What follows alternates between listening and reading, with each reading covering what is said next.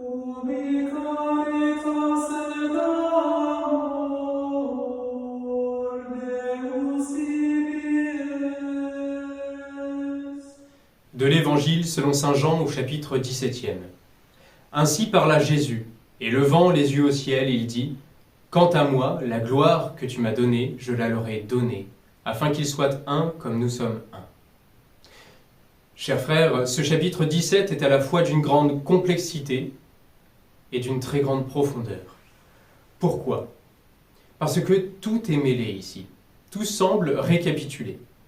Le mystère de la Trinité, le mystère de l'Église, le salut par la croix, l'Esprit Saint qui nous est donné et qui fait de nous des fils adoptifs de Dieu, la foi, l'espérance, la charité, bref, tout est là. Si saint Jean était le disciple préféré de Jésus et de Marie, c'est aussi certainement lié à sa grande compréhension des saints mystères. D'ailleurs, ce verset 22 est une prière que Jésus adresse 2 fois de suite à son Père. C'est dire l'importance qu'il porte à cette prière. Une grande richesse, oui, car Jésus semble en effet mettre en lien l'unité de notre Dieu, un Dieu et 3 personnes, et notre unité, l'unité de l'Église. Pourtant, nous le savons, nos unités sont bien différentes. Nous sommes un, car nous formons un seul corps dans une communion de grâce. Et Jésus, notre Seigneur, est la tête de ce corps. Mais nous ne sommes pas consubstantiels, comme l'est la Trinité. Alors, quel est le point qui identifie notre unité à celle de Dieu ? Comment Jésus peut-il dire qu'il soit un comme nous sommes un ? Eh bien, les points communs entre ces 2 unités sont Jésus et la gloire. Jésus s'est fait par l'incarnation, le médiateur pour les hommes. Il s'est fait le pont, la passerelle de la gloire, de la manifestation de Dieu. Par lui, nous savons que nous sommes sauvés. Par lui, nous avons la foi. Par son incarnation, sa passion et sa résurrection, nous connaissons le Père, le royaume des cieux et le chemin sûr vers le ciel. Et cela nous unit profondément en une seule foi.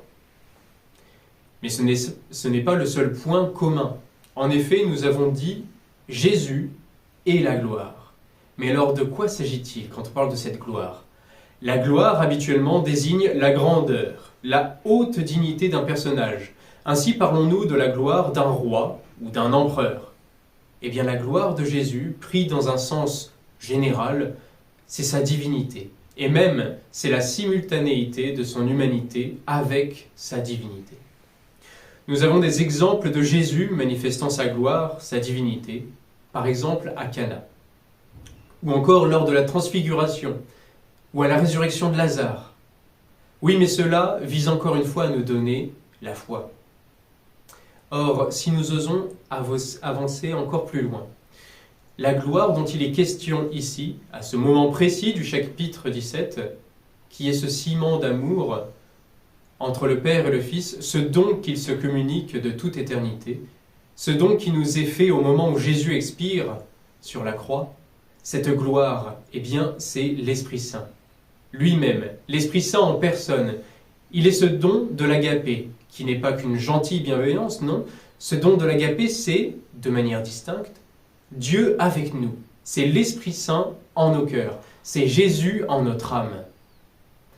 Ainsi donc, nous avons vu un double mouvement, descendant et ascendant. Jésus qui s'incarne pour nous, il le fait pour nous montrer le chemin vers le ciel. Et Jésus qui nous donne l'Esprit Saint pour que nous soyons unis en une seule Église et que nous vivions avec sa présence en nos âmes. Dieu nous attire à lui, mais il est déjà avec nous. Quant à moi, dit-il, la gloire que tu m'as donnée, je la leur ai donnée afin qu'ils soient un comme nous sommes un. La prière de Jésus, c'est que nous soyons unis dans l'Église par le baptême, par ces dons et ces vertus du Saint-Esprit qui nous sont donnés au baptême et qui sont comme appuyés au cours de notre confirmation. De la croix au baptême, il n'y a qu'un pas, et il s'appelle l'Esprit Saint. Alors, chers frères, en ce temps de carême, prenons le temps de couper de tailler, d'élaguer tout ce qui nous tient éloignés de la vie dans la grâce. Prenons tous les moyens nécessaires pour restaurer en nous la charité. Amen.